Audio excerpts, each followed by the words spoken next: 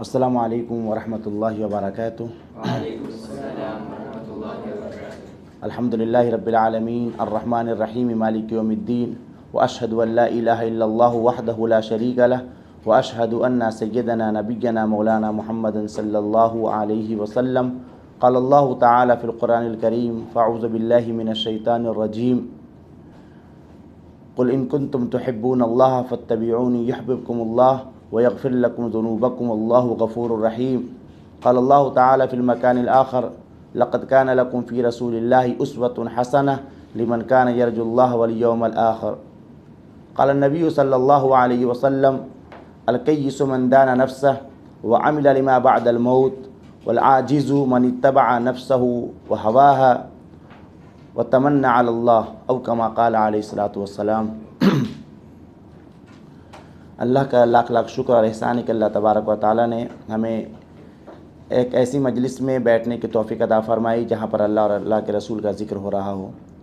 یہ دنیا کے سب سے اچھی اور سب سے خوبصورت مجلس ہے، اور وہ لوگ سب سے اچھے ہیں جو اللہ کا ذکر سناتے ہیں اور سنتے ہیں، کیونکہ ایک مرتبہ حضرت ابو درداء رضی اللہ تعالیٰ عنہ بیان فرماتے ہیں کہ ایک مرتبہ اللہ کے نبی صلی اللہ علیہ وسلم سے صحابی نے پوچھا یا رسول اللہ، دو لوگ ہیں، ایک شخص وہ ہے جو خوب نماز پڑھتا ہے، نفلی عبادتیں کرتا ہے، اکثر نمازوں میں رہتا ہے، تلاوت میں، ذکر و اذکار میں رہتا ہے، اور ایک شخص وہ ہے جو نمازیں تو کم پڑھتا ہے، اپنی فرض ادا کر لیا اور جو بھی پڑھ سکتا ہے تھوڑی بہت پڑھتا ہے، لیکن اس کے بعد اپنے وقت کو دین کی تعلیم میں خرچ کرتا ہے۔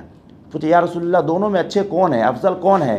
تو اللہ کے نبی صلی اللہ علیہ وسلم نے ارشاد فرمایا، اس شخص کی مثال جو صرف عبادت کرتا ہے اور اس شخص کی مثال جو عبادت تھوڑی کرتا ہے لیکن دین کی تعلیم پھیلاتا ہے، لوگوں کو دین سکھاتا ہے، اس کی مثال میری طرح ہے جو دین کو پھیلاتا ہے، اور جو صرف عبادت کرتا ہے اس کی مثال تمہاری طرح ہے۔ یعنی ایک نبی اور صحابی کے اندر جو فرق ہوتا ہے وہ فرق ہے۔ دین پھیلانے والے کی مثال نبی کی طرح ہے کہ وہ افضل ہے، اور صرف عبادت کرنے والے کی مثال کیا ہے؟ ایک صحابی کی طرح ہے۔ یعنی اللہ کے نبی نے یہ اشارہ دیا کہ دین کی تعلیم دینے والا بہت زیادہ افضل ہے، بہت زیادہ اللہ کے نزدیک محبوب اور مقبول ہے اس کے مقابلے میں جو صرف عبادت کرتا رہتا ہو۔ تو ہمیں جو دین سیکھنا ہے، دین کو سکھانا ہے، یہ مجلسیں اس لیے لگائی جاتی ہیں، اور اللہ تبارک و تعالیٰ کو یہ عمل پسند ہے۔ اگر اس کام کو ہم جاری رکھیں گے تو اللہ تبارک و تعالیٰ کی رحمت، اس کی برکت اور اس کی شفقت ہمارے ساتھ ہوگی۔ جس دن سے ہم اس کام کو چھوڑیں گے اللہ تبارک و تعالیٰ پھر وہ رحمت، پھر اس شفقت سے ہم محروم ہو جائیں گے۔ اور اللہ تعالیٰ نے ہمیں جو عزت عطا فرمائی ہے وہ اسلام کے ذریعے عطا فرمائی ہے۔ حضرت عمر فاروق رضی اللہ تعالیٰ عنہ ہمیشہ فرمایا کرتے تھے کہ اللہ نے جو ہمیں عزت عطا فرمائی ہے وہ اسلام کے ذریعے عطا فرمائی ہے۔ جب تک ہم اسلام کے نام لیوا رہیں گے، اسلام کی تعلیمات پر عمل کریں گے، اس تعلیمات کو پھیلانے کی کوشش کریں گے، تب تک اللہ تعالیٰ ہمیں عزت عطا فرماتا رہے گا، اور جس دن سے ہم اس کام کو چھوڑ دیں گے پھر اللہ تبارک و تعالیٰ ہمیں ذلیل و خوار کر دے گا۔ آج جو مجلس لگائی گئی ہے یہ مجلس ہے آداب زندگی کے موضوع پر، کہ ہمیں زندگی کس طرح گزارنی چاہیے، ہماری جو لائف اسٹائل ہو، ہم جب دنیا میں آتے ہیں اور دنیا سے جا رہے ہوں اس وقت ہماری زندگی کیسی ہو۔ تو ہماری زندگی کے لیے سب سے بڑے جو نمونہ آئیڈیل کون ہے؟ محمد رسول اللہ صلی اللہ علیہ وسلم۔ ہمارے لیے آسان ہے، قرآن پاک میں اللہ تعالیٰ نے ارشاد فرمایا لقد کان لکم فی رسول اللہ اسوۃ حسنہ لمن کان یرجو اللہ والیوم الآخر۔ فرمایا کہ تمہارے لیے محمد رسول اللہ صلی اللہ علیہ وسلم کی زندگی میں ایک بہترین نمونہ آئیڈیل ہے، اس کے لیے جو آخرت کے دن پر یقین رکھتا ہو، اس کے لیے کیا ہے؟ اللہ کے رسول کی زندگی نمونہ ہے۔ اللہ کے رسول صلی اللہ علیہ وسلم کی زندگی سے اچھا کوئی نمونہ نہیں ہو سکتا۔ اور قرآن میں ایک جگہ اللہ تعالیٰ نے ارشاد فرمایا کہ قل ان کنتم تحبون اللہ فاتبعونی یحببکم اللہ ویغفر لکم ذنوبکم واللہ غفور رحیم۔ اللہ کے نبی سے اللہ تعالیٰ ارشاد فرما رہے ہیں کہ اے محمد صلی اللہ علیہ وسلم، آپ لوگوں کو بتا دیجئے کہ تم اگر اللہ سے محبت کا دعویٰ کرتے ہو، کہ تم یہ کہتے ہو کہ میں اللہ سے محبت کرتا ہوں، تو فاتبعونی، مجھے فالو کرو۔ اگر تم اللہ سے محبت کرتے ہو تو مجھے، یعنی نبی کے راستے پر چلو، نبی کو فالو کرو۔ اگر نبی کو فالو کرو گے فاتبعونی یحببکم اللہ، تو فائدہ کیا ہوگا؟ اللہ تم سے محبت کرنے لگے گا۔ اگر تم نبی کے راستے پر چلو گے تو کیا ہوگا؟ اللہ تم سے محبت کرے گا۔ وَيَغْفِرْ لَكُمْ ذُنُوبَكُمْ، اور اللہ تعالیٰ تمہارے گناہوں کو معاف کر دے گا۔ تو کہنے کا مقصد یہ ہے کہ زندگی ہماری جو ہے وہ زندگی کا مقصد یہ ہے کہ اللہ کے نبی کی راستے پر چلنا، جس طرح آپ صلی اللہ علیہ وسلم نے زندگی گزاری۔ اسی لیے آپ صلی اللہ علیہ وسلم کو اللہ نے جو نبی بنایا، انسانوں میں سے بنایا۔ آپ صلی اللہ علیہ وسلم نے ہر وہ کام کیا جو ایک عام انسان کرتا ہے۔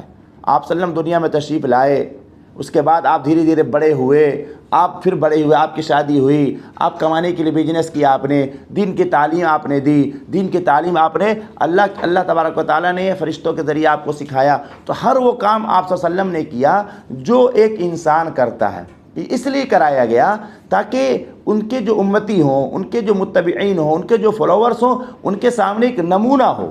نمونہ کیا ہو؟ نمونہ ہو کہ ایک نبی آئے ہیں، ان پر کتاب نازل کی گئی، اور نبی نے اپنی پوری زندگی کو اللہ کے کس طرح حکم کے مطابق گزارا۔ اسی لیے سید سلمان ندوی رحمۃ اللہ علیہ ایک بہت بڑے رائٹر، اسلامک رائٹر ہیں، انہوں نے ایک کتاب، ایک تقریر کی ہے، خطبات مدراس، ان کے اسپیچ مدراس میں دیا تھا بہت پہلے انہوں نے، تو انہوں نے 7 خطبات دی، اس انہوں نے اللہ کے نبی صلی اللہ علیہ وسلم کی فضیلت کو بتایا ہے کہ تمام نبی افضل ہے، کوئی نبی ہمارے نزدیک کم نہیں ہے، لیکن اللہ کے آخری نبی محمد رسول اللہ صلی اللہ علیہ وسلم اس لیے افضل ہیں کہ آپ صلی اللہ علیہ وسلم کی زندگی کا ہر پہلو، یعنی آپ کی زندگی کا ہر پارٹ، آپ پیدا کب ہوئے، کس طرح ہوئے، پھر آپ دنیا سے کیسے گئے، یعنی ہر چیز اوپن ہے اور ہر چیز پبلک ڈومین میں ہے، معلوم ہے کہ اللہ کے نبی کیسے تھے، آپ کس طرح بیٹھتے تھے، کس طرح اٹھتے تھے، کہاں سوتے تھے، کس چیز پر سوتے تھے۔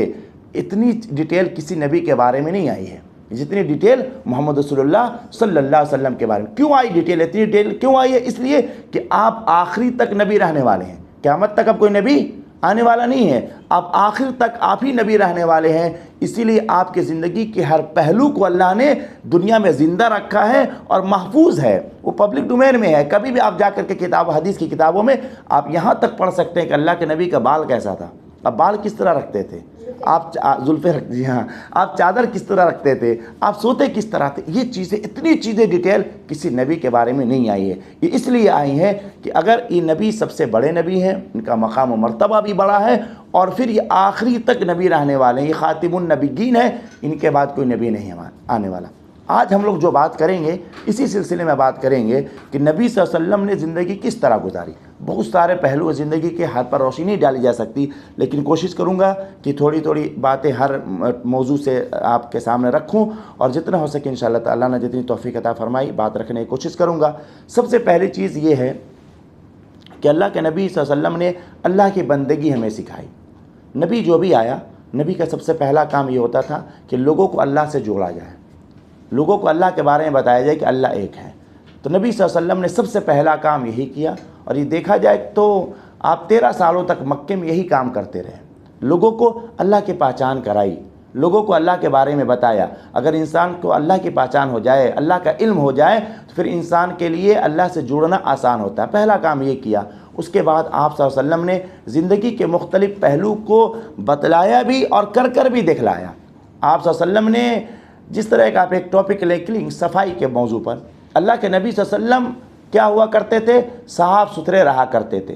ہم زندگی کے اندر دیکھتے ہیں آج کتنی کانفرنس ہوتی ہے، کتنے پروگرامز ہوتے ہیں۔ آپ کرونا کا ٹائم دیکھ لیں، صفائی پر، کلیننگ پر کتنا گورنمنٹ نے خرچ کیا اور کتنے پروگرام کیے، لیکن آپ اسلام کی تعلیم پر قربان جائیں۔ محمد رسول اللہ صلی اللہ علیہ وسلم نے ارشاد فرمایا، الطہور شطر الایمان، صفائی آدھا ایمان ہے۔ آپ سوچ رہے صفائی کیا کرنا ہے؟ اپنے جسم کو صاف رکھنا ہے، لیکن اس کو ایمان سے جوڑا گیا۔ اس لیے جوڑا گیا کہ ایک ہوتا ہے انسان کے دل کی صفائی، دل کی صفائی یہ ہے کہ دل میں ایمان ہو، اللہ پر ایمان، نبی پر ایمان، آخرت پر ایمان، یہ دل کی صفائی ہے۔ اور جسم کی صفائی یہ ہے کہ جسم پاک صاف ہو، صاف ستھرا ہو، اس کو ایمان کا ایک حصہ مانا گیا۔ اور حقیقت بھی ہے، اگر جسم پاک نہیں ہوگا تو انسان کی نماز نہیں ہوگی۔ قرآن کی آپ تلاوت کریں گے، لیکن اگر آپ پاک صاف نہیں ہے تو آپ کی تلاوت نہیں ہو سکتی ہے۔ آپ حج عمرہ کرنے جا رہے ہیں، پاک صاف نہیں ہے تو آپ، یعنی کوئی اسلامک عبادات آپ کی صفائی کے بغیر نہیں ہو سکتی ہے۔ صفائی سے مراد صرف منہ دھل لینا نہیں ہے، آپ پیشاب کر کے استنجا لے رہے ہیں، آپ بیت الخلاء میں کس طرح جا رہے ہیں، باتھ روم کس طرح یوز کر، یہ تمام چیزیں پورے ڈیٹیلز ہیں۔ اللہ کے نبی صلی اللہ علیہ وسلم نے یہ چیزیں بتائی ہیں۔ تو یہ چیزیں کیا ہے؟ ایمان کا حصہ بتایا۔ اور آج دنیا اس پر کتنا خرچ کرتی ہے، اس پر بڑے بڑے پروگرامز ہوتے ہیں۔ اسلام کی تعلیم دیکھیے، ایک نماز کو آپ لے لیجئے، نماز کے اندر کتنی صفائی ہے۔ آپ کو نماز پڑھنی ہے، اس سے پہلے وضو کرنا ہے۔ آپ کو وضو میں آپ کو ہاتھ دھلنے ہیں، آپ کو کلی کرنی ہے، آپ کو ناک میں پانی ڈالنے ہیں، چہرے کو دھلنا ہے، کہنوں سمیت ہاتھ کو دھلنا ہے اور پیر کو دھلنا ہے۔ آپ غور کیجئے، وضو میں جن چیزوں کو دھلا جاتا ہے، کبھی آپ نے غور کیا انہی کو دھلنے کے لیے کیوں کہا گیا؟ پیٹ کو دھلنے کے لیے کیوں نہیں کہا گیا؟ پیر کے ان حصوں کو دھلنے کے لیے کیوں نہیں کہا گیا؟ اس لیے آپ دیکھیں وضو میں جن حصوں کو دھلنے کے لیے کہا جاتا ہے وہ اکثر کھلے ہوتے ہیں، اور اگر ان کو 5 بار دن میں دھلا جائے تو بیماری کے آثار کم ہو جائیں گے۔ ہاتھ اکثر دیکھیے آپ لوگ جو ٹی شرٹ پہن کر آئے ہیں ان کا یہاں تک کھلا ہوا ہے، اسی لیے ہاتھ کو یہاں سے دھلنے کے لیے کہا جاتا ہے، یہاں سے نہیں کہا جاتا ہے، کیونکہ بہت کم ایسے لوگ ہوتے ہیں۔ آج کے زمانے میں تو ایسے بھی بہت ننگے ہو چکے ہیں جو کچھ بھی نہیں پہنتے، تو ان کی بات نہیں ہے، لیکن یہ کہ جو انسان سماجک ہو، جو سمجھدار ہو، عقل مند ہوگا، وہ ایسا نہیں کرے گا۔ تو آپ دیکھیں نارملی یہ اتنا کھلا ہوتا ہے اکثر لوگوں کا، لیکن جو اور لوگ تھوڑا شریف ہوتے ہیں وہ یہاں تک ڈھک لیتے ہیں۔ اس کا مطلب یہ نہیں کہ آپ شریف نہیں ہیں، کہنے کا مطلب یہ ایک طریقہ ہے دنیا کے اندر۔ اللہ کے نبی ایسے ہی رہتے تھے، اللہ کے نبی یہاں تک ڈھک کر رہتے تھے۔ ابھی ہم نے بات کیا نا کہ ہمیں اللہ کے نبی کی زندگی کو فالو کرنا ہے، اللہ کے نبی کس طرح رہے، صرف یہ نہیں کہ ہم نے بس نماز پڑھ لیا، روزہ رکھ لیا، نہیں، پوری زندگی ہمیں اللہ کے نبی کے راستے پر چلنی ہے۔ تو آپ بات یہ کہتا آپ وضو کو دیکھ لیں، وضو میں ہر ان چیزوں کو دھلنے کے لیے کہا جاتا ہے جو چیزیں اوپن ہوتی ہیں، جہاں سے بیماری کے آثار زیادہ ہوتے ہیں۔ ہاتھ دیکھ لیں، کلی کرنے کے لیے کہا جاتا ہے، کیونکہ اکثر منہ کیا ہوتا ہے، کھلتا رہتا ہے، ہم لوگ کا زیادہ ہی کھلتا ہے، جب دیکھو بک بک کر رہے ہیں تو منہ زیادہ ہی کھلتا ہے، تو اس کے اندر وائرس جا رہے ہیں، اسی لیے کلی کرنے کے لیے کہا جا رہا ہے، اور غرارہ کرنے کے لیے کہا جا رہا ہے۔ آپ دیکھیے غور کیجیے، وائرس جا کر کے یہاں تک بھی بیٹھ سکتے ہیں۔ آپ تو ڈاکٹر کی رپورٹ کو پڑھیں، آپ لوگ پڑھے ہوئے اسکول لائن سے سائنس کو پڑھیں، غرارہ کرنے کے لیے کہا جا رہا ہے، ناک میں پانی ڈالنے کے لیے کہا جا رہا ہے۔ کیوں کہا جا رہا ہے؟ ناک بھی اوپن ہوتی ہے، اسی لیے ناک میں بھی کچھ بھی چیز جا سکتی ہے ناک کو۔ پھر چہرے کو دھلنے کے لیے کہا جا رہا ہے، پیر کو دھلنے کے لیے یہاں سے کہا جا رہا ہے، کیونکہ یہ بھی میں نے بتایا شریف لوگوں کا کام ہے، کپڑا یہاں تک پہنتے ہیں۔ اب کچھ لوگ یہاں تک ہی پہنتے ہیں، کچھ لوگ تو پہنتے بھی نہیں ہیں، ان کی بات نہیں کی جا رہی، لیکن اس کو دھلنے کے لیے کیوں کہ اکثر یہ اوپن ہوتا ہے۔ تو آپ وضو کو دیکھ لیں کہ صفائی کا جو معاملہ اللہ کے رسول نے الطہور شطر الایمان جو کاشف کہا نہیں ہے، اللہ کے رسول نے کر کر دکھلایا ہے۔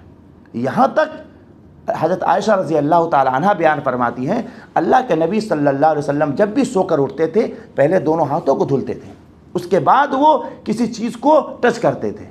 کیوں؟ اس لیے کہا گیا آدمی رات میں سو رہا ہے، آدمی کا ہاتھ کہاں ہے کوئی معلوم نہیں، یا پھر سو رہا ہے رات میں کوئی کیڑا آیا، کچھ آیا، آدمی بہت سی چیزیں ہیں، رات بھر سو رہا ہے، رات بھر بہت ساری چیزیں ہو سکتی ہیں۔ اللہ کے نبی صلی اللہ علیہ وسلم نے کیا فرمایا؟ پہلے اٹھو، اپنے ہاتھ کو دھلو، اس کے بعد تم اپنے کسی چیز کو استعمال کرو۔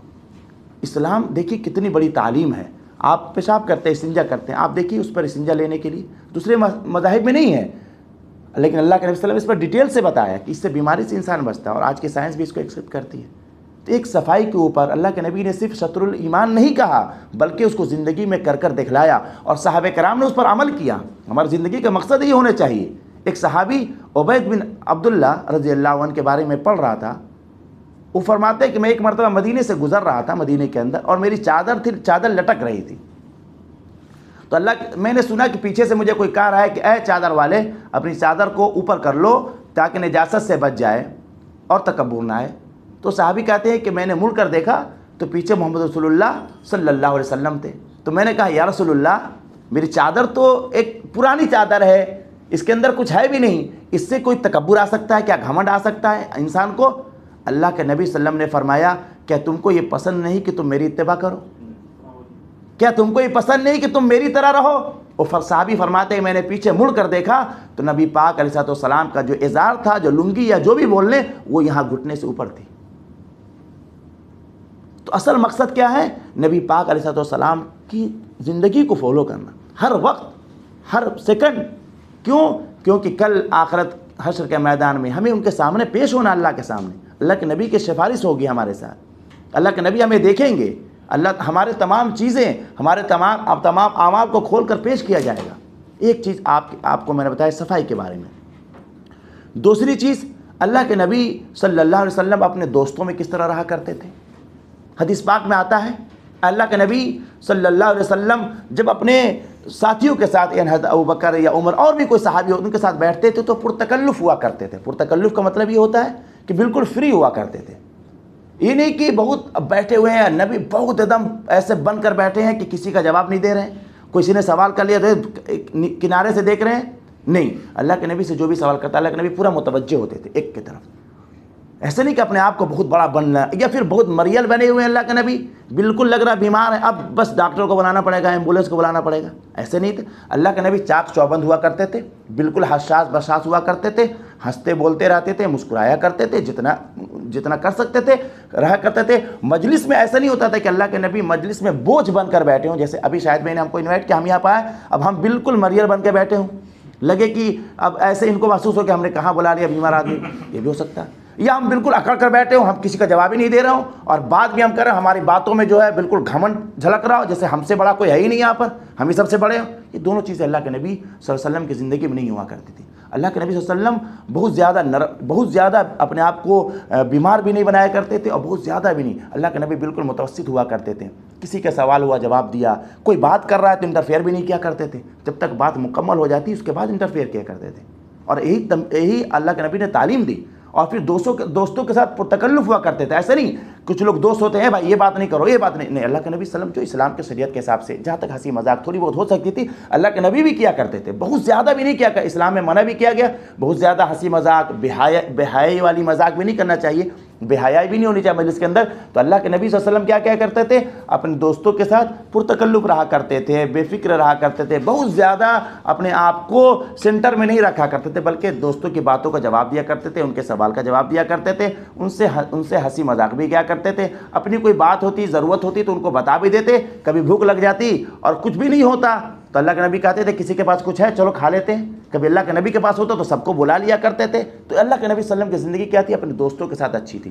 دوسری چیز سب سے بڑی کیا تھی دوستی کے اندر، سماج میں سب سے بڑی چیز دوستی ہوتی ہے، فیملی میں اللہ کے نبی صلی اللہ علیہ وسلم لویل تھے، ایماندار تھے، کبھی اللہ کے نبی صلی اللہ علیہ وسلم نے نعوذ باللہ کسی کو دھوکہ نہیں دیا، اور نہ اللہ کے نبی نے کسی کو دھوکہ دینے کی تعلیم نہ صحابہ کرام نے دیا۔ اللہ کے نبی صلی اللہ علیہ وسلم بالکل کھلے آئینے کی طرح تھے، جس طرح ظاہر تھا اس طرح باطن تھا، ایسا نہیں کہ آج کی طرح ٹو فیس ہو، سامنے کچھ پیچھے کچھ، سامنے تعریف کر دیا پیچھے آ کر بولا ارے یار کر دیا کیا کر سکتے تھے، وہ نہیں تھا اللہ کے، جو بھی تھے سامنے تھے اللہ کے نبی۔ اگر کسی کے اندر کمی ہوتی تو احترام سے اللہ کے نبی بتاتے، ڈانٹتے بھی نہیں تھے، ڈپٹتے بھی نہیں تھے، چلاتے بھی نہیں تھے، بلکہ اللہ کے نبی صلی اللہ علیہ وسلم بتا دیا کرتے تھے۔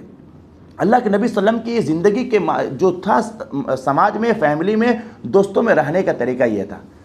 دو چیز ہوئی۔ تیسری چیز، جب اللہ کے نبی صلی اللہ علیہ وسلم کہیں دسترخوان پر بیٹھا کرتے تھے، یہ چیز زیادہ آتی ہے ہمارے ساتھ، دسترخوان پر بیٹھا کرتے تھے تو اللہ کے نبی صلی اللہ علیہ وسلم ادھر ادھر ہاتھ نہیں مارا کرتے تھے۔ ہاں دسترخوان سمجھ رہے ہیں، ہاں جب کھانا کھانے کے لیے بیٹھتے ہیں، ہاں جی تو دسترخوان پر بیٹھتے تھے۔ تو اب یہ چیزیں زیادہ آتی ہیں، وہ چیزیں میں بیان کر رہا ہوں جو چیز زیادہ ہمارے ساتھ پیش آتی ہیں۔ دسترخوان پر اللہ کے نبی صلی اللہ علیہ وسلم بیٹھا کرتے تھے تو کبھی اللہ کے نبی صلی اللہ علیہ وسلم کھانے میں عیب نہیں لگایا کرتے تھے، کھانا کھا لیا عیب نہیں نکالا۔ قرآن حدیث ہے کہ ما عاب رسول اللہ صلی اللہ علیہ وسلم طعاما قط، اللہ کے نبی نے کبھی کھانے میں عیب نہیں نکالا، پسند نہیں آیا نہیں کھایا۔ ہم لوگ کیا کرتے ہیں، کسی کے کھانے کی دعوت میں چلے گئے، بیچارہ کتنا بھی محنت کر لے دو چار کمیاں نکال ہی کر ہی آتے ہیں۔ یہ ہمارے لیے واجب ہے، جس طرح کھانے کے لیے بسم اللہ کرنا واجب ہے، لاسٹ میں کھانے میں عیب نکالنا واجب ہے۔ اللہ کے صلی اللہ علیہ وسلم نے سختی سے منع فرمایا، اللہ کی نعمت ہے، بنانے والے نے بنایا ہے، کھلانے والے نے دعوت دی ہے۔ اور اللہ کے نبی جب بیٹھتے تھے کسی کے ساتھ کھانا کھانے میں تو کوشش یہ کرتے تھے کہ ہمارا ساتھی بغل والا ہمارا دوست زیادہ کھائے۔ ہم کوشش کیا کرتے ہیں، ہم زیادہ کھائیں۔ اللہ کے نبی کوشش کرتے تھے ہمارا ساتھی والا بغل والا زیادہ کھائے، اللہ کے نبی ہم کوشش کرتے ہیں ہم خود زیادہ کھائیں۔ اور اس کے ساتھ اللہ کے نبی صلی اللہ علیہ وسلم نے کیا ارشاد فرمایا، ایک مرتبہ اللہ کے نبی صلی اللہ علیہ وسلم دسترخوان پر بیٹھے تھے اور ایک صحابی کو دیکھا، شاید وہ کم عمر تھے، کہ کبھی یہاں سے جیسے ہم لوگ دیکھتے ہیں نا، اچھا یہاں چیز یہاں سے اٹھا لیا، دوڑ کر وہاں سے اٹھا لیا۔ اللہ کے نبی نے فرمایا اپنے سامنے سے کھاؤ، اپنے سامنے سے کھانا چاہیے۔ اس کے بعد کھانے سے پہلے دعا پڑھنی ہے، ہاتھ دھلنا ہے، اس کے بعد کھانا کھانا ہے، اللہ کا شکر ادا کرنا ہے۔ ہاں تو ویرائٹی آپ بول سکتے ہیں، جیسے اس کا مطلب کہنے کا یہ ہو کہ آپ نے ایک اٹھایا پھر وہاں اٹھایا، پھر ہر چیز آپ نہیں کھا سکتے نا، اب ہر چیز آپ نہیں کھا سکتے، کوشش یہ کرنی کہ جو آپ کے سامنے سے ہو اس کو کھائے، کیونکہ دعوت میں آپ ایک دن تو کھا کر دوبارہ موت تو نہیں آ جائے گی، آج کھا لیا کل بھائی دنیا میں اور بھی رہنا زندہ، یہ اخلاق ہے، موت تو نہیں آنے والی، موت تو نہیں آنے والی۔ تو اگر کوئی چیز آپ کو پسند ہے تو آپ بول سکتے ہیں، اشارہ کر سکتے ہیں۔ اللہ کے نبی کہنے مطلب کہ آپ ہر طرف ہاتھ نہ ماریں، مطلب کھانے میں لوگوں کو ڈسٹرب نہ ہو، ہے نا، آپ یہاں بھی ہاتھ لگا رہے ہیں وہاں بھی ہاتھ نہیں، آپ دیکھ لیں اگر ضرورت ہو تو آپ اسے اشارہ کر دیں، وہ چیز آپ کے پاس چلی آئے گی۔ تو اللہ کے نبی صلی اللہ علیہ وسلم جب دسترخوان پر بیٹھتے تھے تو بسم اللہ کیا کرتے تھے، دعا پڑھ کر کھانا کھایا کرتے تھے۔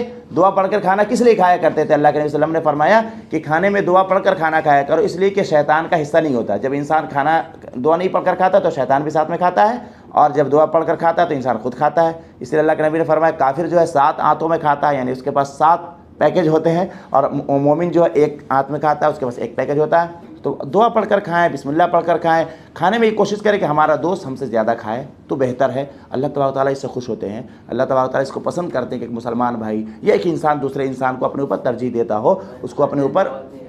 جی ہر دن دعوت نہیں رہتی. ہاں تو اس کے یہی تو صبر ہے نا، یہی تو اسلام ہے. یہ گھر کے بارے میں بھی بتایا. ہاں جی. ماں بھی پکا کے دیتی ہیں تو ان کے نخرے نہیں کھاتے. ہاں وہی چیز ہے. کہیں پر بھی یہ صرف دعوت سے نہیں ہے. ماں آپ رسول اللہ صلی اللہ علیہ وسلم تعامن قطو سے اللہ کے نبی نے گھر میں بھی کبھی برائی نہیں کی کھانے کی. کھانا ایسا نہیں، آپ کو نہیں پسند ہے آپ کہہ سکتے ہیں کہ یہ مجھے نہیں کھانا، آپ کہہ سکتے، لیکن آپ نہیں کہہ سکتے کہاں بن گیا، کیسا بن گیا، یہ خراب ہے، وہ خراب ہے، یہ کیسے ہو گیا.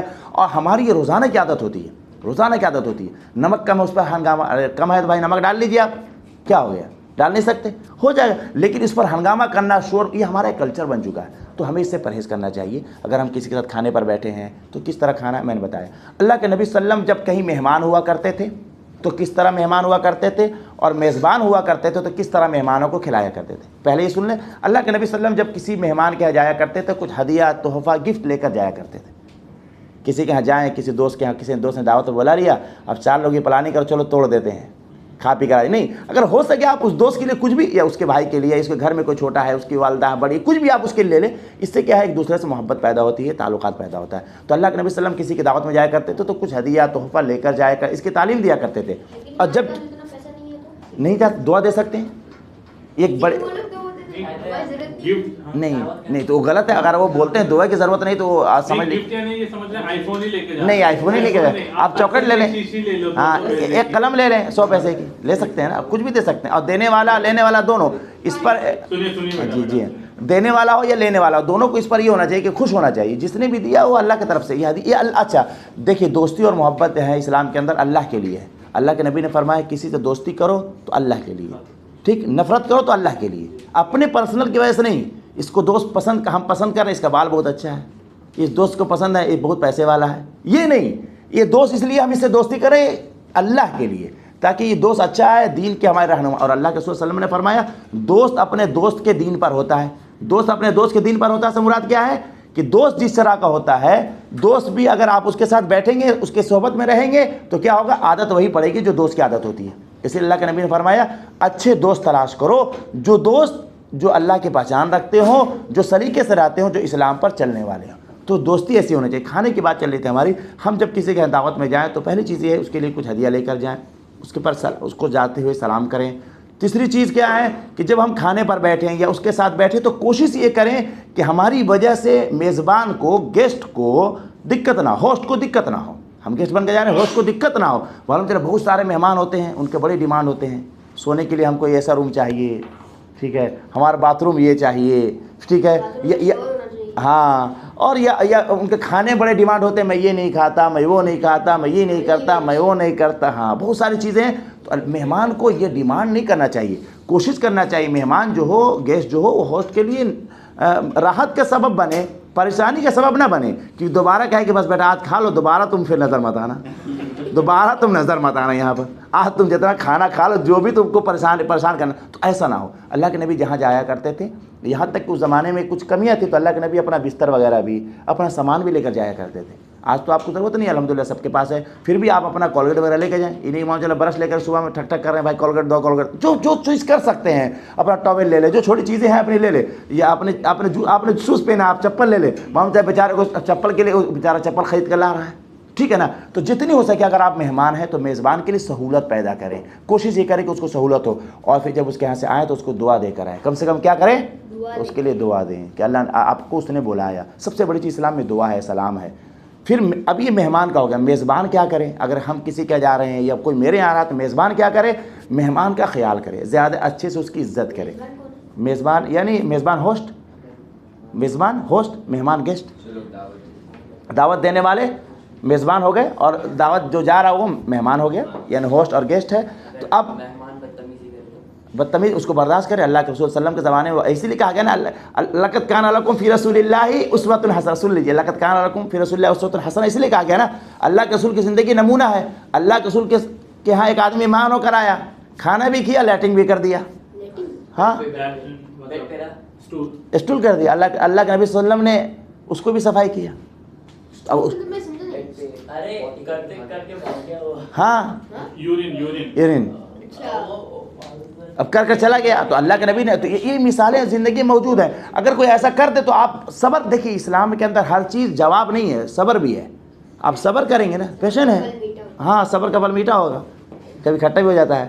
تو آپ صبر کریں. اب ایسی اگر کوئی ایسا مہمان آ گیا، کچھ لوگ ایسے ہوتے ہیں، مان لیجیے کوئی مہمان ایسا آیا تھوڑا مزاج کا الگ ہے یا کچھ ٹینشن میں ہے، کوئی ایسی باتیں کر رہا ہے جو آپ کو پسند نہیں ہے، تو اس میں کیا کہا کہ اللہ کے نبی نے فرمایا برداشت کرو، صبر کرو، برداشت کرو، اللہ تعالیٰ اس کا اجر دے گا. دیکھیے مومن کے بارے میں کیا فرمائے گا اللہ کے نبی نے فرمایا، اگر کسی مومن کا کوئی پیسہ گر جاتا ہے ہاتھ سے یا کوئی چیز گر جاتی ہے، اس کو اٹھانے میں جو تکلیف ہوتی ہے نا، اس کا بھی اجر ملتا ہے. تو یہ اجر کے لیے ہے. ہو سکتا ہے اللہ تعالیٰ امتحان لینے کے لیے بھیج رہے ہوں کہ بھائی یہ ایک انسان ہے، وہ اپنے آپ کو بہت کیا بولتا ہے کہ ہم ویل مینر ہیں، بہت اچھا ہے، لوگوں میں پورے شہر میں مشہور ہے کہ بڑا اچھا انسان ہے، بڑا اچھا اخلاق ہے. اور اس کو اللہ تعالیٰ ایک مہمان بھیج دے گا بدتمیز. اب اللہ تعالیٰ آزما کے دیکھتے ہیں کیا کرتے ہو تم.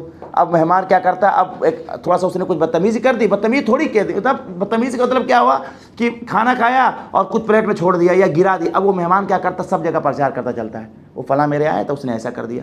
اللہ تعالیٰ امتحان کے لیے، یہ غلط چیز ہے. مہمان کی کوئی چیز اگر ہے تو اس کی چیز کو چھپانا ہے، کچھ اس کا عیب ہے، کچھ اس سے غلطی ہو جائے، ورنہ یہ نہیں کہ پرچا. اب آپ لوگ دوستوں میں کسی کو دعوت دیا، 2-3 لوگ آئے، کس مسٹیک ہو گیا، اب آپ سب کو فون کر کے بتا رہے یہ آیا تھا، ہنستے. تو یہ چیز اسلام میں کیا ہے، غلط ہے. تو ہم نے پہلے بتایا، 1 منٹ تھوڑا سا کنسنٹریٹ کریں تاکہ میں بھول جاؤں گا پھر بات کو، جو بات بتانے آیا ہوں، تھوڑا سا ٹائم دیں. تو ہم نے یہ بتایا کہ مہمان کس طرح جائے. اب میزبان جو ہوگا یعنی ہوسٹ ہوگا، وہ گیسٹ کے لیے کوشش کرے کہ اچھے سے اچھا انتظام کرے، اچھے سے اچھا جتنا ہو سکے. ایسا نہ کہ قرض لے کر کرے یا پریشان ہو کر کرے. مہمان کے لیے مان چلو گھر بیچ دیا اپنا، ایسا نہیں. جو اس سے ہو سکتا ہے کوشش کرے کہ آنے والے مہمان کی قدر کرنا ہے، عزت کرنی ہے. مہمان ہے وہ اللہ کی طرف سے مہمان آیا ہے، اور مہمان جب گھر میں آتا ہے تو برکتیں لے کر آتا ہے، برکت لے کر آتا ہے. ایک دوسرے کے یہاں جائیے مہمان بن کر. مہمان جب آتا ہے تو کیا آتا ہے، برکت لے کر کے آتا ہے. اللہ کی طرف سے برکت ہوتی ہے. مہمان آپ نے سنا ہوگا نا، مہمان اپنا رزق لے کر کے آتا ہے. یہ حقیقت ہے، مہمان اپنا رزق لے کر کے آتا ہے. بس ہمارا دل کیسا ہے، ایمان کیسا ہے، یہ اللہ دیکھنا چاہتا ہے. اللہ کے رسول کے زمانے میں ایک مہمان آئے، ایک آدمی آئے، اللہ کے رسول سے کہا یا رسول اللہ میں بہت دن سے بھوکا ہوں، میرے پاس کھانے کے لیے کچھ بھی نہیں ہے، کچھ انتظام فرمائیے. اللہ کے رسول نے اپنے گھر میں خبر بھیجا، گھر سے خبر آئی کہ میرے گھر میں بھی کچھ بھی نہیں ہے، مہینوں سے چولہا ہی نہیں جلا ہے، کھجور پر کام چل رہا ہے. کس کا گھر ہے یہ؟ اللہ کے نبی کا گھر ہے. اور صحابہ کرام سے پوچھا، کہا کچھ بھی نہیں ہے. ایک صحابی ہے ابو طلحہ رضی اللہ تعالیٰ عنہ، کہا کہ میرے گھر پر بھیجیے. ان کو پتہ بھی نہیں تھا گھر میں ہے کہ نہیں ہے. اللہ کا نام لے کر چلے گئے. گھر میں گئے، اپنی بیوی سے کہا کہ اللہ کے رسول کا مہمان آیا ہے، اللہ کے رسول نے بھیجا ہے. بیوی نے کہا کہ خدا کی قسم بچوں کے کھانے کے علاوہ کچھ ہے ہی نہیں ہمارے پاس، ہمارے کھانے کا تو سوال ہی نہیں ہے، ہم نے یہ تھوڑا سامان ہے بچوں کو کھلا کر سلانا ہے. انہوں نے کہا کہ بچوں کو بہلا کر سلا دو، بچوں کو اس طرح سے سلا دو، کچھ بات بنا کر کے سلا دو، قصہ کہانی سنا کر کے سلا دو، مہمان کو کھانا کھلانا ہے. لیکن کہا کہ مہمان تو ایسے نہیں بیٹھے گا، وہ بھی اللہ کے رسول کے مہمان ہے. مہمان تو سوچیں گے آپ بھی بیٹھے، لیکن کھانا ایک ہی آدمی کے برابر ہے، تھوڑا سا ہے، ایک آدمی بھی نہیں کھا سکتا. کہا کہ ایسا کرو جب ہم دونوں کھانے پر بیٹھ جائیں تو کسی بہانے سے لائٹ کو بند کر دینا. اس وقت جو بھی لائٹ بتی ہوا کرتی تھی، لالٹین ہوا، آپ نے دیکھا ہوگا شاید، اس کو بند کر دینا. اور ہم کیا کریں گے، ہم جھوٹ کو کھانے کا ناٹک کریں گے، اس طرح کریں گے اور وہ مہمان کھانا کھا لے گا. یہی کیا، رات میں کھانے پر بیٹھے، ان کی وائف نے جو انہوں نے پلاننگ کی تھی لائٹ کو بند کر دیا. وہ صحابی سوچ رہے تھے جو مہمان آئے تھے کہ یہ بھی ہمارے ساتھ کھا رہے ہیں. انہوں نے اس طرح کیا کہ ہاں ماشاء اللہ کیا کھانا ہے وہ اس طرح. صبح میں جب اللہ کے رسول کے پاس گئے، اللہ کے رسول صلی اللہ علیہ وسلم نے فرمایا تم نے ایسی مہمان نوازی کی ہے کہ اس کی تعریف اللہ فرشتوں میں کر رہا ہے، اس کی تعریف فرشتوں میں کر رہا ہے. اور قرآن کی آیت نازل ہوئی وَيُؤْثِرُونَ عَلَىٰ أَنفُسَهُمْ کہ ایسے لوگ ہیں یہاں پر جو اپنے اوپر دوسرے کو ترجیح دیتے ہیں. یہ مہمان نوازی ہے. اور یہاں تک ایک واقعہ آیا، امام شافعی رحمۃ اللہ علیہ اپنے زمانے کے بڑے امام ہیں. آپ کو پچھلے ہفتے میں نے بتایا تھا امام مالک رحمۃ اللہ علیہ. امام مالک رحمۃ اللہ علیہ بہت بڑے ہیں. ان کے جو پیدائش ہوتی ہے، ان کا جو برتھ ہے وہ ہے 93 کا، اور امام شافعی کا 150 کا ہے. آتا ہے کہ امام شافعی رحمۃ اللہ علیہ گویا اسٹوڈنٹ ہیں اور امام مالک ٹیچر ہیں، بہت بڑے، اور عمر بھی زیادہ ہے ان کی. امام شافعی رحمۃ اللہ علیہ امام مالک رحمۃ اللہ علیہ کے یہاں مہمان بن کر جاتے ہیں. کون جاتا ہے مہمان بن کر؟ امام شافعی، جو عمر میں بھی چھوٹے ہیں، علم میں بھی چھوٹے ہیں، امام مالک کے یہاں مہمان بن کر جاتے ہیں. امام مالک رحمۃ اللہ علیہ ان کو اچھے سے کھلاتے ہیں، پلاتے. ہو سکتا ہے علم سیکھنے کے لیے گئے ہوں گے، اور کس لیے جائیں گے؟ کھانے کے تو جائیں، ہم لوگ کی طرف تو ہے نہیں چلو آج دعوت ہے پارٹی ہے کھا لیتے، ایسا نہیں، وہ علم کے لیے گئے تھے. تو صبح میں دیکھا کہ فجر کا ٹائم ہوا، تہجد کا ٹائم یا فجر کی نماز کا. تو امام مالک رحمۃ اللہ علیہ نے دروازے کو نوک کیا اور کہا اے اللہ کے بندے اٹھ جاؤ، نماز کا ٹائم ہوا. امام شافعی فرماتے ہیں جب میں اٹھ کر باہر آیا روم سے، دیکھا کہ امام مالک رحمۃ اللہ علیہ وضو کا پانی لے کر کھڑے ہیں۔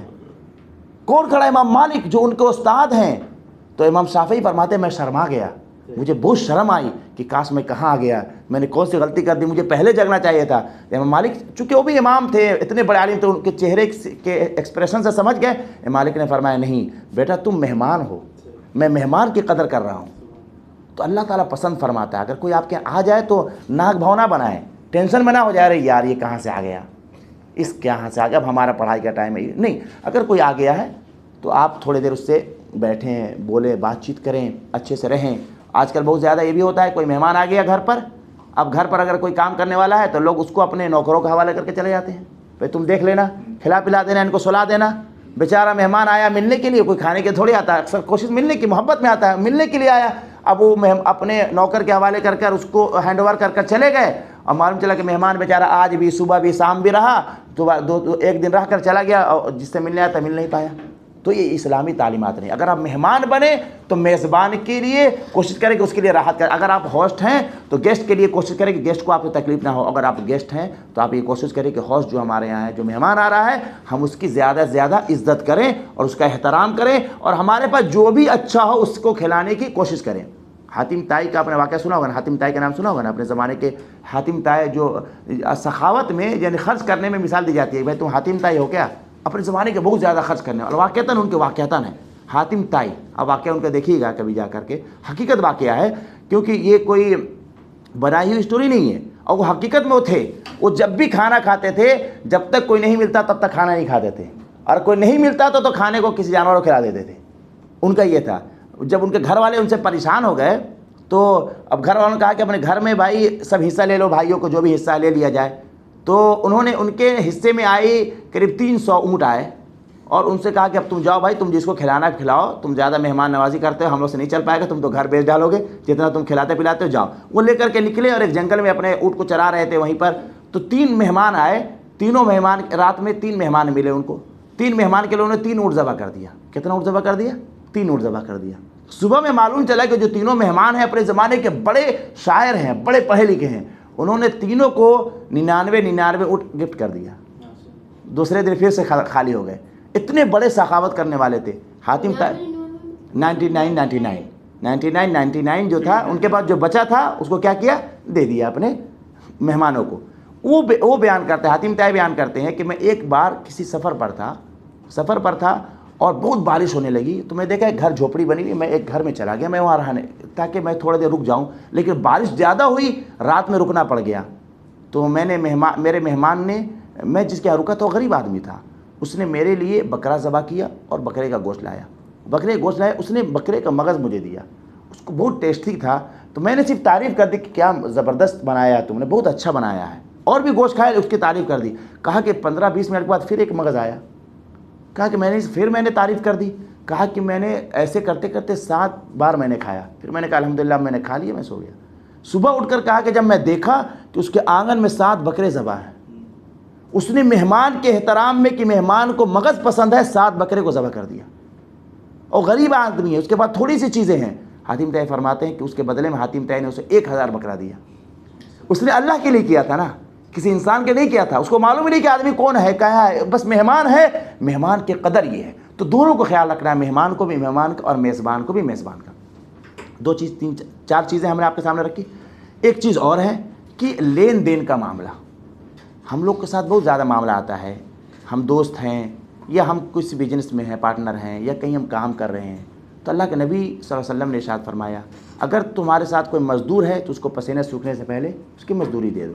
لیکن مزدور کو بھی یہ فرمایا، کام کرنے والے کو، ورکر کو فرمایا تم بھی اپنے کام کو ایمانداری سے کرو، کام کو ایمانداری، دونوں کو ایمانداری۔ یہ نہیں کہ معلوم چلے کہ ورکر، آپ نے شاید ریل وغیرہ دیکھتے ہوں گے یا موبائل وغیرہ میں آتا ہوگا، ورکر لوگ کیا کرتے ہیں، ویٹ کرتے رہتے ہیں، اگر مالک نہیں ہے تو آرام سے کھینی کھا رہے ہیں، پان کھا رہے ہیں، پڑیا کھا رہے ہیں، سگریٹ پی رہے ہیں، جیسے مالک کا دوڑ کام کریں۔ یہ بھی حرام ہے، یہ جو آپ پیسہ لیں گے حرام ہے۔ مالک کے لیے ذمہ داری یہ ہے کہ اگر آپ کے مزدور نے کام کر لیا ہے آپ اس کی قیمت دیں۔ ایسا نہیں کہ کام کر دیا اب اس کے بعد آپ بولے تم نے یہ خراب کیا، بات ہوئی 500 روپے دیں گے، یا عمان میں ہے تو 5 ریال دیں گے، کہا کہ نہیں تم کو 3 ہی ریال دیں گے، تم نے کام ٹھیک سے نہیں کیا۔ پہلے آپ اتفاق کر لیں پھر کام کریں، دونوں کے لیے ایمانداری ہے۔ اسلام یہ سکھاتا ہے کہ کام کرنے والا بھی ایمانداری سے کام کرے اور اس کا جو مالک ہو اس کی قیمت بھی ادا فرمائے، یہ اسلام کی تعلیمات ہے۔ آج دنیا میں دیکھیے، دنیا کے اندر بہت سارے ڈے منائے جاتے ہیں، اس میں ایک اے بی ڈے منایا جاتا ہے، ورکر لیبر ڈے، اس کے یہ چیز، یہ تعلیم ہم کو اللہ کے نبی نے کب دی ہے؟ 1450 سال پہلے اس پر عمل کر دکھلایا ہے، صرف تعلیم نہیں دی ہے، اللہ کے نبی نے عمل کر دکھلایا ہے۔ اور یہاں تک کہ ایک اللہ کے نبی صلی اللہ علیہ وسلم ایک بار گزر رہے تھے اور ایک صحابی کو دیکھا کہ اپنے جانور کو، اونٹ کو مار رہے تھے۔ اللہ کے نبی صلی اللہ علیہ وسلم نے ان کو بلا کر فرمایا، کہا کہ دیکھو تم اس کا استعمال کرتے، اس سے فائدہ اٹھاتے ہو، اس طرح مت مارو، کل حشر کے میدان میں تمہارے سامنے ہی کھڑا ہوگا۔ ایک جانور ہے، اس کے سامنے اگر اس کو آپ استعمال کر رہے ہیں تو آپ اس کے کھانے پینے کا خیال رکھیں۔ تو اب جب وہ جانور کے بارے میں کہا جا رہا ہے تو انسان کے بارے میں آپ سوچ سکتے ہیں، جو شخص آپ کے ساتھ کام کرتا ہو، یا آپ کے پاس گھر میں کوئی عورت کام کر رہی ہو، یا آپ کے ساتھ کوئی دوست ہے، آپ کی کمپنی ہے، یا کہیں پر بھی ہے آپ کے ساتھ کوئی کام کر رہا ہے، تو آپ کو اس کی عزت کریں، اس کا احترام کریں، اس کو ذلیل نہ کریں، ہمیشہ اس کا انسلٹ نہ کریں، بلکہ کیا کریں، اس کو یہ احساس دلائیں کہ بھائی اللہ نے بنایا ہے۔ دیکھیے اللہ سب کو برابر نہیں بناتا، سب لوگ ایک ہی لائن کے انجینئر بن جائے تو دوسرا کام کون کرے گا؟ رکشہ کون چلائے گا؟ گاڑی کون چلائے گا؟ اللہ تعالیٰ بناتا ہے، اور پھر یہ بدلتا بھی رہتا ہے۔ آپ نے سنا ہوگا بہت ساری چیزوں کو، کل بادشاہ تھے، آج ان کے بچے کام کر رہے ہیں۔ تلک الایام نداولها بین الناس، اللہ تعالیٰ چینجنگ کرتا رہتا ہے۔ آج سے 50 60 سال 70 سال پہلے چلا جائیں، عمان کے لوگ جا کر کے بحرین وغیرہ میں قطر میں کام کیا کرتے تھے، آج یہاں لوگ آ کر کے کام کر رہے ہیں۔ تو یہ اللہ تبارک و تعالیٰ کی نعمت ہے۔ اگر اللہ نے آپ کو مالک بنایا ہے، اگر آپ کے پاس کچھ ہے اور آپ کے انڈر میں لوگ کام کر رہے ہیں، تو یہ اللہ کی نعمت ہے۔ اللہ کا شکر ادا کیجئے۔ اللہ کا شکر دو طریقے سے ادا کرنا ہے۔ ایک طریقہ کیا ہے؟ ایک طریقہ ہے کہ الحمدللہ کہنا ہے کہ اللہ تعالیٰ آپ نے یہ نعمت عطا فرمائی، اور دوسرا شکر یہ ہے کہ جو آپ کے ساتھ کام کر رہے ہیں ان کا خیال رکھنا ہے۔ دو شکر، یہ شکر کا مطلب نہیں ہوا جیسے عمان میں بولتے ہیں نا کہ عمان کے لوگ کا سب سے بڑی چیز کیا ہے؟ شکرن۔ کچھ کام کر لیجئے، دیں گے نہیں، کہیں گے جو ورکر ہوتے ہیں جو لوکل کام کرتے ہیں خاص کر مسجدوں میں، کہتے ہیں عمان کے لوگ کیا ہوتا ہے؟ شکرن۔ ان کے بعد تو صرف شکرن نہیں کہنا ہے بھائی، جو کام کرو اس کا حق بھی دینا ہے آپ کو، ٹھیک ہے، اس کو عزت بھی دینی ہے۔ یہ چیزیں ہوئیں، آپ کے ساتھ کام کیسے کرنا اور کام کے ساتھ کیسے، 5 6 چیزیں ہوئیں۔ آخر چیزیں یا انشاءاللہ اور اگر ہوگا ذہن میں آئے گا تو بتاؤں گا، تعلیم کی چیزیں۔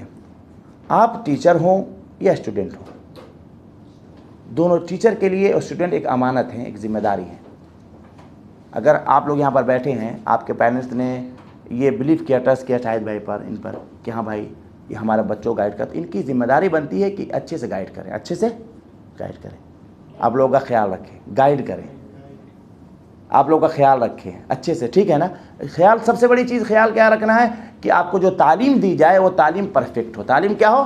پرفیکٹ ہو، اچھی تعلیم دی جائے، اللہ اور اللہ کے رسول کی پہچان کرائی جائے، دین کے بارے میں بتایا جائے۔ ایک ٹیچر کا فرض ہے، اور ٹیچر جو بھی سبجیکٹ پڑھا رہا ہو، کل آپ میں سے کچھ لوگ ٹیچر بنیں گے یا جس لائن میں جائیں گے، ذمہ داری بنتی ہے کہ اگر آپ ٹیچر بن رہے ہو یا کوئی کام آپ کی ذمہ داری ہے تو اس کام کو اپنی ذمہ داری سے اچھے سے ادا کریں۔ جب تک آپ کا کانٹیکٹ ہے، جب تک آپ نے کرنے کا پلان کیا، اچھے سے کریں۔ ایسا نہ ہو کہ آپ نے کانٹیکٹ کر لیا اس کے بعد آپ اپنی منمانی کر رہے ہیں، پڑھانا کچھ ہے، پڑھا کچھ اور رہے ہیں، بولتے ہیں ہم سے کیا لینا دینا، بنے یا بگڑے ہمارے تھوڑے بچے ہیں۔ تو اگر ایسا آپ کریں تو آپ کے اولاد کے ساتھ اللہ تعالیٰ کرے گا۔ پھر اس میں فرق نہیں کرنا کہ کون کس مذہب کا ہے، نہیں۔ آپ اگر کسی اسکول میں ٹیچر ہیں، کسی ڈپارٹمنٹ میں آپ پروفیسر ہیں، یا آپ کہیں پر کمپنی کے اندر ڈائریکٹر ہیں، تو آپ کو سب کو ایک نظر سے دیکھنا ہے، سب کو ایک نظر سے دیکھنا ہے۔ یہ ایمان، یہ علامت ہے ایک لیڈر ہے۔ جیسے ابھی شاہد میں نے کہا، ایک لیڈر کا مقصد ہی ہوتا ہے۔ اللہ کے نبی صلی اللہ علیہ وسلم، بہت سارے صحابی ایسے تھے جو بالکل بعد میں آئے، یمن سے کہاں سے آئے، اور بہت سارے صحابی ایسے تھے، حضرت عمر اور حضرت فاروق، لیکن اللہ کے نبی صلی اللہ علیہ وسلم کبھی کسی میں تفرقہ نہیں کیا کرتے تھے، فرق نہیں کیا کرتے تھے۔ حضرت بلال رضی اللہ تعالیٰ عنہ کالے کلوٹے تھے، حبشہ سے آئے تھے، لیکن اللہ کے نبی کی مسجد میں اذان دیا کرتے تھے۔ آپ نے سنا ہوگا حضرت بلال رضی اللہ تعالیٰ عنہ۔ حضرت ابو ذر غفاری رضی اللہ تعالیٰ عنہ، بہت بڑے صحابی، بڑے متقی، بڑے دیندار، اپنے زمانے میں مشہور تھے۔ انہوں نے ایک مرتبہ حضرت بلال سے کچھ بول دیا، کہا کہ تم کالے کلوٹے ہو، فلاں فلاں، ان پر کمنٹ کر دیا۔ اللہ کے رسول سے انہوں نے شکایت کی، اللہ کے رسول صلی اللہ علیہ وسلم کا چہرہ چینج ہو گیا۔ اللہ کے رسول نے کہا یہ ہماری تعلیم نہیں ہے، ہمارے لیے سب برابر ہیں، انسان ہیں، اللہ نے بنایا کسی کو، کسی کی کوئی اگر کسی کا قد کم ہے، اگر مطلب چھوٹا ہے، آپ اس کا مذاق نہیں اڑا سکتے، उसको मोटा, उसका आप कह सकते हैं भाई मोटा है, कह सकते हैं भाई तुम वर्जिश करो, थोड़ा सा अपने हेल्थ को सही करो, लेकिन आप उसको मोटू मोटू कह के नहीं पुकार सकते कि उसको तकलीफ, अगर वो मज़ा ले रहा है तो ठीक है, कुछ लोग को अच्छा लगता है तो ठीक है, लेकिन अगर कुछ लोग अच्छा नहीं लगता तो आप उसको मजाक नहीं उड़ा सकते। तो ये चीज़ें हैं एक टीचर के लिए या एक लीडर के लिए ज़रूरी है कि वो सबको एक नज़र से देखे और उसकी जो जिम्मेदारी दी गई है उस जिम्मेदारी को अच्छे से अदा करें। ये क्या थी, हमारी इस्लामी तालीमात है, इस्लामी तहज़ीब है। फिर एक और चीज़ है जो सबसे अहम है, अल्लाह के रसूल सल्लल्लाहु अलैहि वसल्लम ने मुसलमानों के लिए फ़रमाया कि मुसलमान एक दूसरे को सलाम करें, एक दूसरे को सलाम करें, एक दूसरे की इज़्ज़त करें। मुसलमान पर 5-6 चीज़ें फ़र्ज़ हैं। मुसलमान को सलाम करना, उसकी इज़्ज़त करना, अगर उसका इंतकाल हो जाए उसको उसके जनाजे के में शरीक होना, कफन दफन करना, ये मुसलमानों पर फ़र्ज़ है। और किसी मुसलमान पर जुल्म ना करे, किसी इंसान पर जुल्म ना करे, हाँ किसी मुसलमान पर, किसी इंसान पर जुल्म ना करे, कोई ऐसी चीज़ को नुकसान ना पहुँचाए जो जिससे नुकसान किसी को हो रहा हो, इंसान को या किसी चीज़ को, किसी कोई पेड़ ऐसा हो, कोई दरख्त हो, कटरी हो जिससे लोगों को फ़ायदा हो, आप जा कर के मस्ती मस्ती में काट कर फेंक दे उसको, तो इस्लाम ने इससे मना फरमाया। जो इस्लाम जो दुनिया के अंदर फैला है, आप गौर करें, क्या इस्लाम नमाज से फैला है? क्या इस्लाम तहज्जुद से फैला है? कोई तहज्जुद देख कर ईमान लाता है? तहज्जुद तो आप 3 बजे सुबह में पढ़ते हैं ना, कोई ईमान नहीं लाता। नमाज मस्जिद में आप पढ़ते हैं। ईमान जो इस्लाम जो फैला है वो आपके अखलाक से फैला है। अल्लाह के नबी के सहाबी जहाँ भी जाया करते थे अपना अखलाक पेश किया करते थे। अगर एक सहाबी की कहीं पर कोई शॉप हुआ करती थी और एक किसी यहूदी और किसी मुशरिक की शॉप हुआ करती थी, तो दोनों में फ़र्क हुआ करता था। लोग सहाबी के पास क्यों आया करते थे? इनके पास ईमानदारी हुआ करती थी, इंसाफ हुआ करता था। लेकिन अगर आप आज चले जाएं और लाइन से 4 शॉप हो, एक मुसलमान के शॉप हो, एक किसी गैर मुस्लिम के शॉप हो, एक किसी यहूदी के शॉप हो, एक किसी नसारा के शॉप हो, लेकिन आप जाएंगे तो चारों में कोई फ़र्क नहीं है। अगर वो झूठ बोलता है तो मुसलमान भी झूठ बोलता है, अगर यहूदी धोखा देता है मुसलमान भी धोखा देता है, अगर गैर मुस्लिम धोखा देता है मुसलमान भी धोखा देता है। कोई फ़र्क नहीं बचा हमारी ज़िंदगी के अंदर और दूसरों की ज़िंदगी के अंदर। लेकिन पहले क्या था? पहले सहाबा की ज़िंदगी के अंदर और आम लोगों की ज़िंदगी के अंदर फ़र्क होता, दूसरे मज़हब के लोगों की ज़िंदगी के अंदर फ़र्क हुआ करता था। वो अपनी ज़िंदगी को दूसरे की ज़िंदगी पर तरजीह दिया करते थे, अपने सामान इस्तेमाल करने वाले को दूसरे को दे दिया करते थे, खुद इस्तेमाल नहीं किया करते थे। तो उनके पास क्या थी? कुर्बानी देना। इस्लाम इसी तरह फैला। आप लोग पढ़ रहे हैं, आप कल आप किस अलग अलग डिपार्टमेंट में जाएंगे, आप काम करेंगे, तो वहाँ पर सिर्फ काम करके पैसा लेना मकसद ना हो आपका। कोशिश ये करें अपने अखलाक के ज़रिए कि हमको इस्लाम फैलाना है। ज़रूरत नहीं कहने से, आपको ज़रूरत है कि सिर्फ आप अपने अखलाक से फैला सकते हैं। किसी खिलाड़ी के बारे में मैंने सुना था, किसी खिलाड़ी ने उसको दीन की दावत दी और कहा कि हमारे नबी, या किसी आलिम के प्रोग्राम में लेके चले गए, तो जब वो खिलाड़ी वापस आया तो उसने कहा कि बात तो तुम्हारे मौलाना ने बहुत अच्छी की, लेकिन हम तुम्हारी ज़िंदगी में तो नहीं देखते हैं। अल्लाह ने ये फरमाया, अल्लाह के नबी ने ये फरमाया, मुसलमान ये करता रहा, खुद ज़िंदगी में नहीं उतार पाता है, तो दूसरे मुतासिर कैसे होंगे भाई? दूसरे कैसे मुतासिर? हम तकरीर करें कि नमाज़ पढ़ो और नमाज के वक्त हम खुद आलिम साहब बैठ के सिगरेट पी रहे हो, भाई कोई फ़ायदा होगा? लोग गालियाँ देंगे। और हकीकत भी, कुरान भी कह रहा है, या अय्युहल्लज़ीना आमनू लिमा तक़ूलूना मा ला तफ़अलून, ऐ लोगों जो तुम कहते हो करते नहीं हो। हम नबी नबी नबी नबी कर रहे हैं और नबी की बात पर अमल ना करें, हम नबी की बात पर अमल ना करें, नबी को अपनी ज़िंदगी में ना उतारें, तो मेरे भाइयों बुजुर्गों दोस्तों, इसका मतलब क्या होगा? इससे हमारा नुकसान होगा। तो हमें ये कोशिश करनी है। हमने 6-7 चीज़ों को पॉइंट आउट किया और इस तरह से आप, जिस तरह से अभी बात हुई कि हम लोग हर बात यहाँ पर नहीं बता सकते, ये चीज़ें आपको बताई जाती है आपके जहन को बनाने के लिए। इसके अलावा आप तमाम चीज़ों को पढ़िए कि अल्लाह के नबी सल्लम की जब शादी हुई तो आप बीवियों के साथ आपका कैसा ताल्लुकात थे, आप अपनी बच्चों को किस तरह से मोहब्बत किया करते थे। हज़रत फातिमा रज़ी अल्लाह ताला अन्हा जब भी आती थी, अल्लाह के नबी सल्लम की बेटी हैं, अल्लाह के नबी खड़े होकर उनका इस्तकबाल किया करते थे, खड़े होकर, नबी हैं, खड़े होकर वेलकम किया करते थे। अल्लाह के नबी कभी भी अगर अपनी बेटी के घर पर जाया करते थे, पहले खबर कर जाया करते थे। ये नहीं कि जब चाहा पहुँच गए, जिसके यहाँ रिश्तेदारों के यहाँ, दोस्तों के यहाँ 12 रात में नॉक करने लगे, तो अल्लाह के नबी सल्लम की तालीम नहीं थी। अल्लाह के नबी सल्लम की देखिए, अगर आप पूरी ज़िंदगी को गौर करेंगे ना, तो अल्लाह के नबी सल्लम का एक काम क्या था? अल्लाह से जुड़े रहना, अल्लाह की इबादत में, और दूसरा काम क्या था? लोगों को नफ़ा पहुँचाना। आप अल्लाह के नबी की ज़िंदगी को 2 तरह से बांट सकते हैं, अगर आप शॉर्ट में बयान करना चाहें। एक ज़िंदगी ये थी कि अल्लाह को राज़ी करना, उसके लिए क्या क्या करते थे अल्लाह के नबी?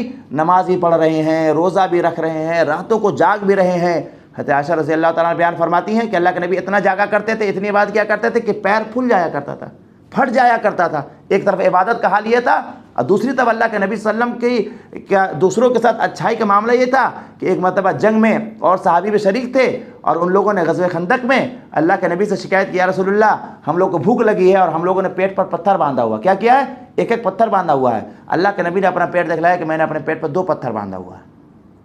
تو اللہ کے نبی صلی اللہ علیہ وسلم یہ کوشش کیا کرتے تھے کہ ہم سے کسی کو نقصان نہ ہو، ہم سے کسی کو تکلیف نہ ہو، اور اللہ کی عبادت میں چلتی رہے۔ ایک مسلمان کی ذمہ داری بنتی ہے کہ اسلام کی ان تعلیمات کو، اللہ کے نبی کی ان سنتوں کو، ان طریقوں کو دنیا کے ہر کونے کونے تک لے جائے، ہر انسان تک لے جائے، ہر گھر کے دروازے تک یا ہر انسان کے کان کے پردے تک یا کان تک اس خبر کو پہنچائیں کہ میرے نبی صلی اللہ علیہ وسلم کی زندگی یہ تھی۔ اور پہنچانے کا 2 طریقہ ہے، زبان سے بھی پہنچانا ہے اور عمل کر کر بھی دکھلانا ہے۔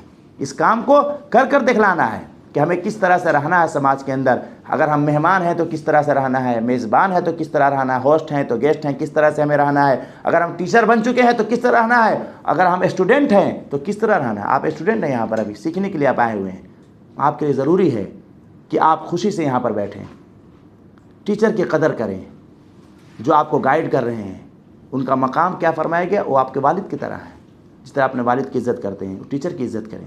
کہیں کہیں پر ایسا ہوگا آپ کو کہ آپ کی عمر زیادہ ہے، کچھ آپ نئی چیز سیکھنے کے لیے جا رہے ہیں، بڑے ہو گئے ہیں، آپ کی عمر زیادہ ہے لیکن ٹیچر کی ایج کم ہوتی ہے، بہت سارے ایسی جگہ پر ہیں، وہاں پر آپ ٹیچر کا مذاق نہ بنائیں، ہنسی مذاق نہ کریں، آپ علم سیکھنے کے لیے آئے ہوئے ہیں۔ حضرت علی رضی اللہ تعالیٰ عنہ فرماتے ہیں کہ اگر کسی نے مجھے ایک بات بھی سکھا دی تو میں اس کا غلام ہوں، اگر وہ چاہے تو مجھے زندگی بھر میں اس کی خدمت کروں گا۔ اگر آپ علم سیکھنے آئے ہیں، علم کب آئے گا آپ کو، یا کسی کو علم کب آتا ہے؟ علم اس وقت آتا ہے، سب سے پہلی چیز علم کی قدر کرنی ہے، اس کی عزت کرنا، رسپیکٹ کرنا ہے کہ اللہ نے آپ کو توفیق دی، اور دوسری چیز آپ کو اپنے ٹیچر کی، سکھلانے والے کی عزت کرنی ہے، اس کا احترام کرنا ہے، اس کا شکریہ ادا کرنا ہے، اپنے ٹیچر کے لیے دعائیں کرنی ہیں، اپنے ٹیچر کے لیے دعائیں۔ ایسا نہ دعا کریں کہ معلوم چلا کہ اگلے سیٹرڈے کو سیشن ہے، اب دعا کریں شاید میں بیمار پڑ جائیں تاکہ سیشن ہی نہ ہو، ہے نا، ایسا نہ ہو بھائی، دعا کرے کہ ہمارے ٹیچر کیا ہو، صحت سے ہو، اللہ تعالیٰ ان کے جان میں، مال میں، اولاد میں کیا دے، برکت دے۔ ٹیچر کے، ہر ٹیچر کے لیے، صرف شاہد بھائی کا میں نے نام لے چکا، آپ ان کے ساتھ جڑے ہوئے ہیں، ایسا نہ دعا کرے کہ اگلے سیٹرڈے کو بیمار پڑ جائیں۔ ابھی ہم لوگ گھر پر تھے تو ہم لوگ کچھ صفائی کر رہے تھے، نالی وغیرہ پرابلم تھی، تو ہمارے بہنوئی رہتے ہیں، بھانجے ہمارے ہیں، تو ہم نے کہا کہ ہم لوگوں نے صفائی کیا ہے، بہت زیادہ اس کے اندر بو آ رہی ہے، جمعرات کی بات ہے، تو ہمارا بھانجا بول رہا ہے کہ تب تو ماموں سنیچر کو چھٹی رہے گی، اس کو چھٹی کی فکر ہے، تو وہ تو بچہ ہے، ٹھیک ہے، لیکن آپ لوگ چونکہ بڑے الحمدللہ سمجھدار ہو چکے ہیں، اتنے تو سمجھ رکھتے ہیں، تو اس ٹیچر کی عزت کریں۔ اب کلاس میں جب آپ بیٹھیں تو بالکل اچھے سے بیٹھیں، ٹھیک ہے نا، جیسے آپ لوگ کر رہے ہیں ٹھیک ہے کوئی دقت، لیکن اس طرح جو آپ لوگ کر رہے ہیں اس سے کیا ہوتا ہے، بیان کرنے والے کو بہت ساری چیزیں بھول جاتا ہو۔ جب آپ کبھی بھی، اس لیے یہاں تو آپ لوگ چونکہ ہم لوگ بات کر رہے ہیں، بیان نہیں کر رہے ہیں، لیکن اگر ہم لوگ جب بیان کرتے ہیں تو چیزیں منع کرتے ہیں، کیونکہ ہم جو بات کرنے آئیں گے بھول جائیں گے، ذرا سے ادھر ادھر ذہن جاتا ہے، آدمی بھول جاتا ہے۔ تو آپ کبھی بھی کسی کے مجلس میں بیٹھیں تو کنسنٹریٹ ہو کر بیٹھیں، سامنے والے کو لگے کہ آپ اس کو سن رہے ہیں، اس کو یہ محسوس ہونا چاہیے، اس کو یہ فیل ہونا چاہیے کہ آپ اس کو سن رہے ہیں، ایسا نہ اس کو فیل ہو کہ آپ بس ٹائم پاس کر رہے ہیں، تو سامنے والا کیا ہوگا، یہ میری بات کو اپنے سے پسند نہیں لیجیے گا، ایک آپ کو جنرل طور پر بتا رہا ہوں، کہیں بھی جائیں گے آپ، کسی مجلس میں جائیں، بڑی مجلس میں جائیں، کہیں پر بھی جائیں، تو ایک جگہ جہاں جگہ مل جائے خاموشی سے بیٹھیں، جب تک اسے اس کی بات کو سنیں، اچھے سنیں، اور بات کرنے والے کے لیے بھی بتایا گیا کہ جیسے ہم یہاں پر بات کرنے کے لیے آئے، کل آپ بھی کہیں دین کی تعلیم دینے جائیں گے، جیسے ہمارے بھائی صاحب نے دیا تعلیم دینے جائیں گے، تو وہاں بھی خیال رکھنا ہے کہ آپ کو مجمع کا خیال، ایسا نہ کہ آپ جو بھی چاہے پھینکتے رہیں، جو بھی چاہے بیان کریں، آپ کو ٹائم دیا گیا ہے آدھا گھنٹے کا، آپ 1 گھنٹہ 3 گھنٹہ لیں تو لوگ سو ہی جائیں گے بیچارے، ان کی غلطی نہیں ہے۔ تو جو بیان کرنے والے ہوں، جو ٹیچر ہوں، جو اسپیکر ہوں، جو خطیب ہوں، ان کا قاعدہ یہ ہے کہ مجلس کو سامنے رکھ کر اسی مجلس کے حساب سے بات کریں، اچھے سے بات کریں، ان کو اچھی سی معلومات دیں، اور سننے والے کی ذمہ داری یہ ہے کہ اچھے سے غور سے سنیں، خاص کر جب آپ دینی مجلس میں بیٹھیں تو دعا کرتے رہیں کہ اللہ تعالیٰ ان باتوں کی ہمیں ہدایت عطا فرمائے۔ سننے سے فائدہ نہیں ہے، ہم بہت ساری باتیں سن سکتے ہیں، اس سے فائدہ کسے ہوگا جب ہم عمل کرنے کا ارادہ کریں گے۔ ایسا نہ ہو کہ زبردستی بیٹھے ہوں، گھر والوں نے بھیج دیا ہو، اب کیا کر سکتے ہیں، مجبوری میں بیٹھنا ہی بیٹھنا ہے، نہیں، بلکہ آپ یہ سوچیں انشاءاللہ تعالیٰ یہ علم ہے، اور خاص کر دینی مجلس ہے جہاں پر دین بھی آپ کو سکھایا جا رہا ہے، دنیا کی باتیں بتائی گئی، ابھی آپ کو قیامت کے بارے میں بتایا گیا، بہت ساری چیزیں ہیں جو اکثر معلوم نہیں ہوتی ہیں۔ اب جن چیزوں کو آپ نے سنا ہے اس پر عمل کرنے کی کوشش کریں، دوسروں کو بتائیں، اور ہر چیز یہاں پر نہیں بتائی جا سکتی ہے، جتنی باتیں بتائی گئی ہیں اگر ان کے علاوہ جاننا ہے تو آپ شاہد بھائی سے یا بھائی صاحب سے معلوم کریں کہ ہم کون سی کتاب پڑھ سکتے ہیں۔ ابھی آپ کی عمر ایسی نہیں کہ آپ نیٹ سے کوئی چیز پڑھیں، कोशिश ये करें कि हर चीज़ को नेट से ना पढ़ें या अपने दिल से ना पढ़ें, बल्कि अपने लिए कोई टीचर को रखें, जैसे शाहिद भाई या कोई और हो जिसको आप पर ट्रस्ट हो। आप उससे पूछें कि मैं दीन के बारे में, मैं फ़िक़्ह के बारे में पढ़ना चाहता हूँ, मैं हदीस के बारे में पढ़ना चाहता हूँ, मैं क़यामत के आसार के बारे में मैं कौन सी किताब पढ़ूँ। जब आप इनसे पूछेंगे तो ये जो किताब आपको देंगे वो अच्छे से गाइड करेगी, वरना आप खुद से जो पढ़ेंगे बहुत सारी चीज़ें गलत सलत हैं, बहुत सारी चीज़ें गलत उल्टी सीधी हैं। जैसे लोग गूगल से ट्रांसलेशन करते हैं ना, तो अगर आपको मालूमात है तो आप ट्रांसलेशन कर सकते हैं, थोड़ी बहुत मिस्टेक होगी। गूगल कहाँ पर इज़ इस्तेमाल करना, कई बार आर कर देता है। मालूम चलेगा आप बिल्कुल पढ़े लिखे नहीं हैं तो मालूम चला कि आप बेइज्जत हो जाएंगे। आप ऐसा करके भेज देंगे कि इतनी गलती हो जाएगी आप, लेकिन अगर आप पढ़े लिखे हैं तो आप कर सकते हैं, आसानी के लिए टाइम बचेगा आपका, और जहाँ पर कुछ गलती आप खुद से करेक्शन कर लें। तो अभी जो आपकी उम्र है, एज जो आपकी है, ये एज ऐसी नहीं कि आप खुद से डिसीजन करें कि हमको कौन सी किताब पढ़नी है, नहीं। आपकी एज ऐसी है कि आप अपने टीचर से कंसल्ट करें, उनसे बात करें, वो आपको बताएं कि तुम ये किताब पढ़ो, फिर आप उस किताब को पढ़ें। जब 2 4 10 किताबें आप पढ़ लें, 50 किताबें, उसके बाद आप आज़ाद हैं, आप जो जिस किताब को चाहें पढ़ें और उस पर अमल करें। ठीक है शायद भाई, काफ़ी है। कोई आप लोगों के सवाल हैं? कोई सवाल आते इससे आप कंक्लूड करते हैं वो? हाँ जी, तो ये चीज़ें थी, हमने 5-6 चीज़ें आपके सामने रखी कि इंसान को सफाई सुथराई, इस्लाम ने सफाई सुथराई के बारे में क्या फरमाया है, अल्लाह के नबी सल्लल्लाहु अलैहि वसल्लम ने मेहमान यानी गेस्ट और होस्ट को किस तरह से एक दूसरे के साथ मामला करना है ये बताया है। फिर हमने ये बताया किस तरह सलाम करना है, दोस्त अगर कोई हमारा दोस्त है तो दोस्त के साथ किस तरह रहना है, अगर हम कहीं पर काम कर रहे हैं, हम वर्कर हैं तो हमें किस तरह काम करना है, अगर हम वर्कर नहीं है बल्कि हमारे अंडर में लोग काम कर रहे हैं तो हमारे साथ उनके साथ क्या सलूक करना है, क्या बिहेव हमको करना है, हमें किस तरह खाना है, किस तरह बैठना है, इन तमाम चीज़ों को हमने आपके सामने रखी। लोगों से मिलना है तो सलाम करना है, टीचर आप हैं तो टीचर हैं तो किस तरह टीचर बन के रहना है, अगर आप स्टूडेंट हैं तो किस तरह स्टूडेंट बन के रहना है, इन तमाम चीज़ों को मैंने आपके सामने रखा। मैं अल्लाह ताला से दुआ है कि अल्लाह ताला इन तमाम बातों पर हमें भी और आप सबको अमल करने की तौफीक नसीब फरमाए।